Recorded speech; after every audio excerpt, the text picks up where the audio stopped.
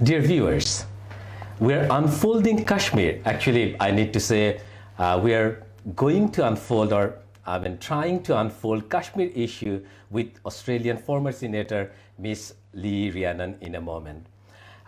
Thank you for joining us on live.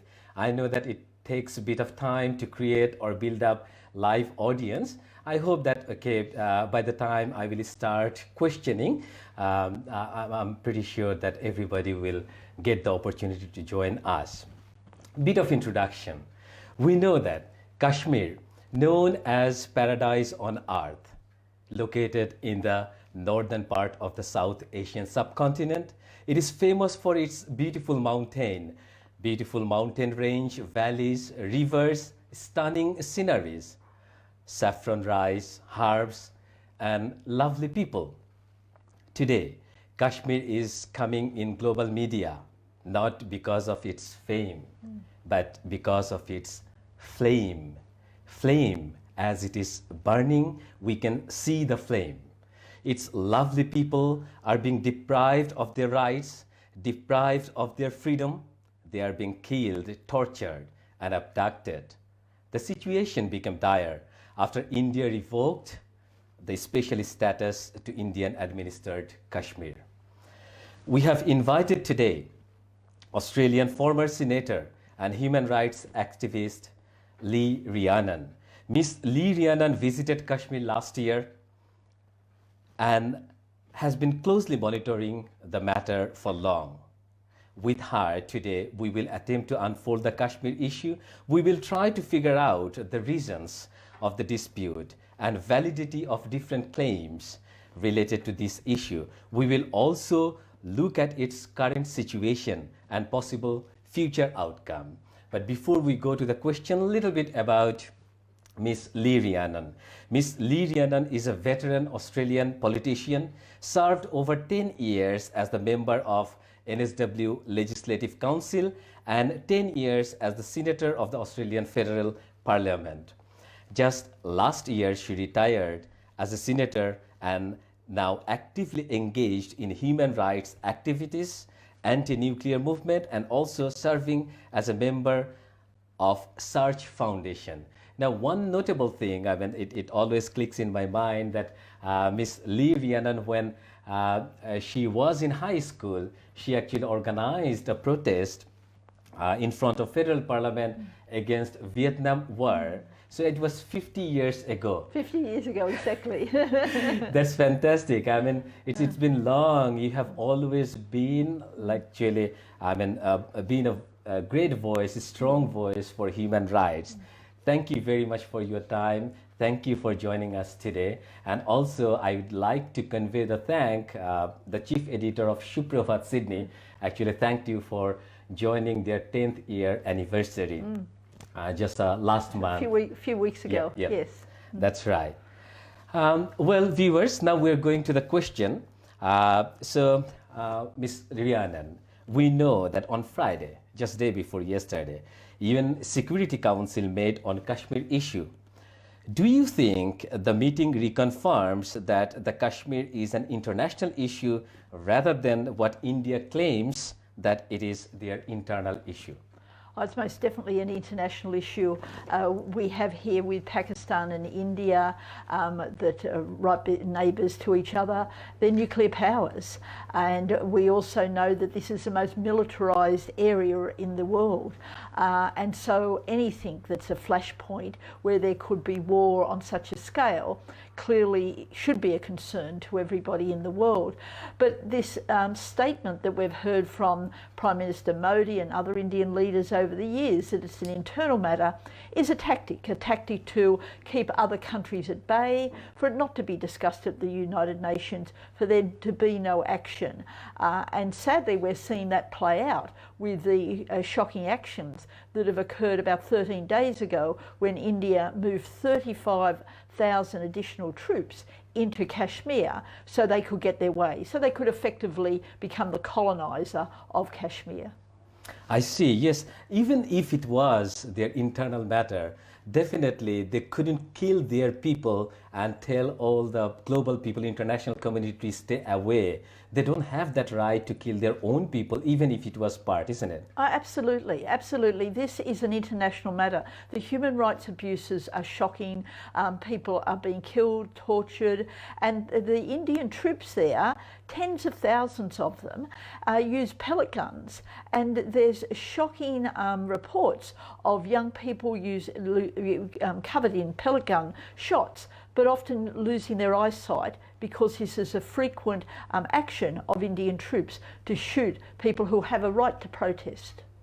That's right. Now, Ms. Rhiannon, we observed that the Security Council meeting ended without any consensus. They failed to even come up with a statement, which is the lowest level council action. They put the onus of resolving the conflict on India and Pakistan, when we know that they couldn't actually resolve it, and they have been fighting for over like half of a century. They have been fighting against each other and couldn't resolve it, and we are putting that onus again back to them. So is it like, do you think that UN Security Council is reluctant to get involved? Or, I have another question, if the UN cannot take necessary steps in such dire situation, then would you question on the functionality or usefulness of the United Nations? Look, to take your last question first, I'm most certainly aware that people do question how useful the United Nations is. And yes, it's very disappointing that there has been nothing useful at the moment that's come out in this past few days about the urgent situation in Kashmir. But still, I think the United Nations is an important body. It's certainly, we need to keep the pressure on so we get some action here. We need to also remember that there have been many United Nations resolutions about Kashmir. The most important one is calling for there to be a plebiscite so the Kashmiris themselves can determine their future. And in all these discussions about Kashmir and the shocking actions of India towards the Kashmiris, let's remember about the Kashmiri people, how they've been denied their rights for so long. They were colonised by the British. The British left under in a shocking way in 1947, creating more havoc there. And since then, the Kashmiris have been fighting for their rights. And I believe that a country like Australia that likes to be proud that we stand up for human rights, that we are committed to peace in our region, and we're part of the Indian Ocean. These countries are not really that far from our borders when you think of how large Australia is. So we need to making every effort to ensure that Kashmiris can have a say about their future. And tragically, what India did when they changed the constitution on August the 5th, for the moment, is making it much harder for Kashmiri's voice to be heard. And it's why I think it's so important that we have interviews like this, that people protest in the street, that they go and see their politicians. We need to have a voice for Kashmir around the world while their voice is being denied. I see. No, look, I mean, I completely agree that, I mean, United Nations is still useful. Particularly, I can recall, I mean, they really played significant role in case of South Sudan, East Timor. But my question is, why in case of Kashmir? I mean, is it that like Kashmiris failed to draw the international attention, or international community actually not paying much attention to Kashmir when they paid that attention and supported East Timor and South Sudan? I think this is an incredibly important question. We need to understand why the Kashmiris have been ignored for so long. Like, I also do work on Palestine, and for all the tragedy that the Palestinians are experiencing and have for a long time, there is increasing understanding of the situation in Gaza and the West Bank. But when you come to Kashmir, people in Europe, in Australia, in so many countries have very little understanding.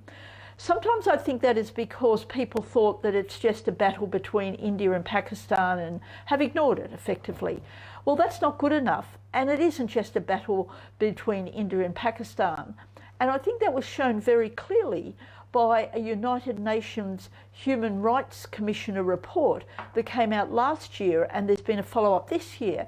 And they have actually called for there to be an independent investigation into human rights abuses of the Kashmiris. Now, what's also very interesting, and I think this goes to the question of responsibility, is that while it had some criticisms of Pakistan in terms of human rights issues, the big problem that they identified is with India. And then, how did those two countries respond to the report? India has rejected the report outright, ridiculed it, said it was a waste of resources. Whereas Pakistan have been very responsible. They've accepted the recommendations of the report and said they're ready to fully cooperate with an independent investigation coming to the region and will give it full access. Now that's commendable, and to my mind it's a real reminder that we have something here to focus on, and the we in that sentence is, I think, the progressive people around the world, people committed to human rights, people who think anybody should have a fair go to live in their own country in a peaceful way. This report is useful, it's important. We have Pakistan on side. Let's put the pressure on the Indian government to now back this report and get behind an independent investigation. That's right. Now, Ms. Rhiannon, you visited Kashmir just last year, I think. What you have seen? What was your experience? Do you agree with India's claim that the situation is normal there? I was there a year ago, and I went into Azad Kashmir to the line of control. Okay, so not on the Indian administered... No, not on the Indian side. I haven't been able to get there. And actually, just the report that I just described about the human rights issues, the report produced by the United Nations Human Rights Commissioner, when that came out, the Indian government actually shut down Kashmir to journalists. They just, there's a lot of areas journalists cannot travel in, but they shut down all of Kashmir, all of Indian-controlled Kashmir to journalists. So it shows that there is a real problem to access it on that area. So what I saw, I went to refugee camps and heard the stories of people. I found it very sad and very moving. People who hadn't seen their relatives for decades and decades because of the division, but sometimes their family is on the Indian-controlled part of Kashmir. Just the brutality to women that occurs in Kashmir, in Kashmir-controlled India, the rapes, the hardship many women have because they're now the main breadwinner of their family. They used a term that I hadn't heard before called half-widows. And half-widows means when they don't know if their husband's dead or alive, but he's disappeared or he's gone to jail. And now for many, many years, they're raising the children, they're trying to look after the elderly parents, often of their husband as well. So really very sad, very disturbing stories of hardship. I met a lot of young people, and this I found very interesting because, and this happened too at one of our protests in Sydney, I met young people from Indian-controlled Kashmir who said they had been to university in Delhi, how initially they loved India. It really meant a lot to them. They felt that they had a future with this country, they could get an education. And now they said that they hate India because they see India coming in, shooting these pellet guns at protests and at funerals too. So there is a real shift here amongst younger people as well, who are now very disturbed and very angry with India. And I would imagine with these latest actions, that anger will have elevated much more. And that's no way to run a country. Like Prime Minister Modi needs to realise he may think he's won in the short term, but he's created a disaster, not just for the people of Kashmir, but also for India. Yes, yes, certainly. Now, I mean, we know that Kashmir has been locked down for 13 days now. No internet or phone services, 35,000 additional Indian soldiers on the top of 600,000 already in there, patrolling, and people confined to their homes most of the time. What are you hearing is happening in Kashmir in response to the Indian occupation? Look, it's certainly hard to get news, but there is some coming out. that one of the most moving aspects that I hear is the distress so many people are in because they just cannot communicate with their families, with their loved ones. And that really did strike home to me. I have 3 children and 5 grandchildren. Hardly a day goes by when I don't speak to them on the phone. The thought that you couldn't talk to them, you can't use the internet to communicate with them, I find really upsetting, and it brings home to me the level of inhumanity that the Indian government is inflicting on people. What I'm also hearing is the hardship, the business hardship that's occurring, because remember, this is a period of Eid, when many businesses do, they go well because people are purchasing things as they get together in a collective way. And businesses have been shut down because of the curfew. There is very little trade going on, very little local trade. There are some protests, localised protests. Some videos are getting out because people have satellite connections, and I saw one today that was just horrifying, with Indian troops moving along streets, and they were throwing rocks at the windows of houses. So it was filmed from the 1st or 2nd floor down into the street, and you could see the Indian troops doing this. So this has now gone on for 12 days. Life must be very hard for people. Yeah, certainly it is. Now, a little bit, if we can go back to the history, could you please give us some shade on the dispute? We know half of the Kashmir is under Pakistan, another half under India, and part under China. Why is it so? Can Kashmiris ever get their Kashmir back? Yes, that's the good question that we need to focus on. Just a little bit of history. We need to remember the role of Britain here. Like, Britain was the coloniser of this region. It was ruthless, and colonising just disrupts life in so many ways. And so they created India and Pakistan initially in quite a false way. And Kashmir is a casualty of that. What we've then seen to come to recent times is that the decisions that the Modi government made. Now, the Narendra Modi is the Prime Minister, is a member of the BJP party. Its parent organisation, the RSS, is a very worrying organisation. It is very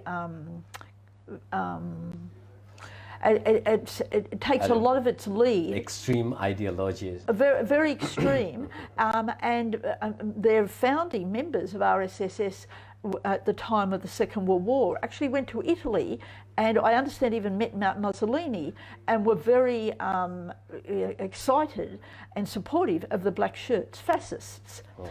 Now, their actions, what is going on now, and it's what we saw on August the 5th, is part of this push by a section, by the BJP party, but particularly by Prime Minister Modi and his Home Affairs Minister Amit Shah, to create a Hindu state, a fundamentalist Hindu state.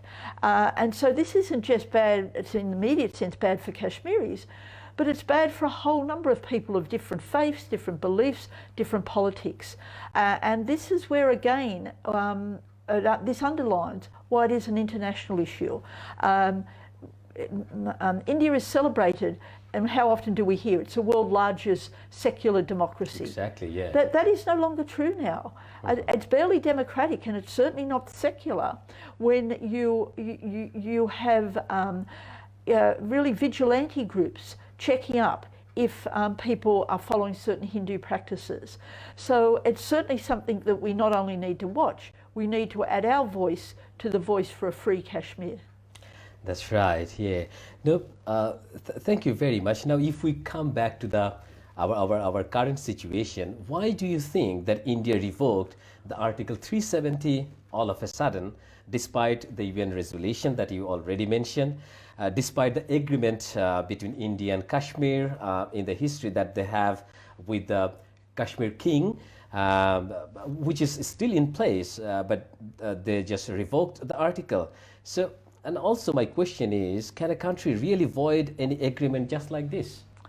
Well, again, for your last question, that is a legal issue that I understand may go before Indian courts, but sometimes Indian courts aren't really very objective these days because there is a big question mark. Can you just take out a section of a country's constitution? That would just seem as though you shouldn't be able to do that. With regard to why it happened, is remember we've just had an election in India. BJP again won strongly. It's been a long-term position of the BJP party to make India into a completely Hindu country. And Kashmir was the only state in India where there was majority Muslim people.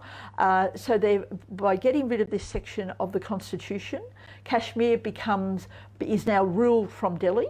It's lost its autonomy, it's lost its flag, it's lost its constitution. So this is part of the plan of the BJP, and it's also what's also caught up in this constitutional change is that the Indian government now have the power to change the demographics of Kashmir. And this is very significant for the future and not dissimilar from what the Israeli Prime Minister does in Palestine with bringing settlers in.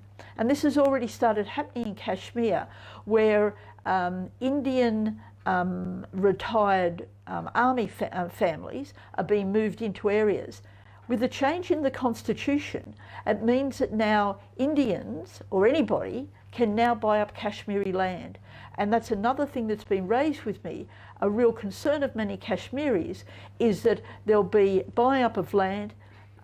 Indians, non-Kashmiris will be moved into this area and change the demographics, which, being frank, will make it even more challenging for Kashmiris to have their voice heard and to win their self-determination.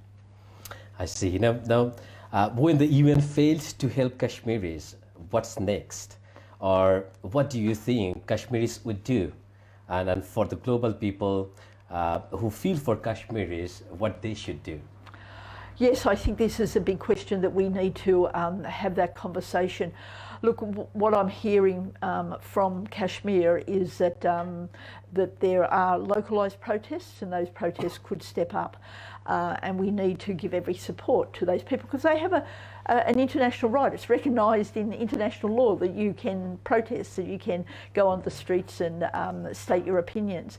I think for people like ourselves in Australia, people in other countries, we need to continue being vocal, and that in many cases means building awareness about the situation in Kashmir. And that's why I appreciate this video tonight, to be able to speak to your community, to speak to the Bangladeshi community, because at the moment, so few people actually know what's happening in Kashmir, how serious it is. Lives are being lost, women are being raped, people are being sent to jail, and people are being tortured. We need to expose that. We need to stand up for India's right to self-determination, to be working with them for that plebiscite they've been denied for so long. And that's what we should be working for, not allowing the Modi government to commit the crimes that they're perpetrating at the moment. That's right. Thank you very much. Now, the very last question for tonight is we can see the rise of extremism worldwide and the rise of demagogues in power. Particularly India, as you already mentioned, that is used to be known as biggest or largest democracy of the world. It is now under the control of extremist people and extremist ideology. You compared it probably with Mussolini and also Nazism, in another speech, Pakistan Prime Minister said, yes. Compared it with Nazism. Yeah. So that's what it looks like. So who are actually creating division, inciting hatred. Now, in this situation, what would you suggest to our viewers and to peace-loving people of the world, what they should do to tackle such extremism and maintain social cohesion? Yes, this is certainly a challenge for the latter part of the 20th century and in this part of the 21st century. But I think it goes to the heart of it, it's how people are treated. And it's why we need to have more wealth redistribution and stop the racism. So I think the issues of greater equality, respect for people, so people have the opportunities to get a good education, to have a job, to be able to live with dignity is incredibly important because the whole issue of radicalisation, it doesn't come for no reason at all. You can't just blame religion, although I certainly understand that can become a factor in it. But it's certainly about the living conditions and about the inequality in the world. And I think that's something that goes to the heart of much of what we've talked about tonight. At the moment, Kashmir is at the heart of the inequality that we're seeing imposed on many people in this world. It's why we need to take a stand for Kashmir, a stand for greater equality in the world, and I think that goes a long way to addressing your question. Oh, no, thank you very much. I mean, I can recall Dr. Muhammad Yunus, like Nobel laureate professor from Bangladesh, he also mentioned that this inequality is the main responsible factor I mean, to push or marginalize people and creating extremism. However, to cut it short, I would like to thank you for your time, Ms. Rhiannon. Thanks a lot for sharing your thoughts with us. We hope it will help to create greater global awareness, and we think the international community must raise their voice in support of Kashmir and their self-determination. Kashmir must be given their choice to decide what they want, and above all, we don't want any killings, torture, abduction, or any kind of human rights violation. Thank you very much, and thank you for your time. Thank you for the opportunity. Thanks a lot. Okay. We conclude here our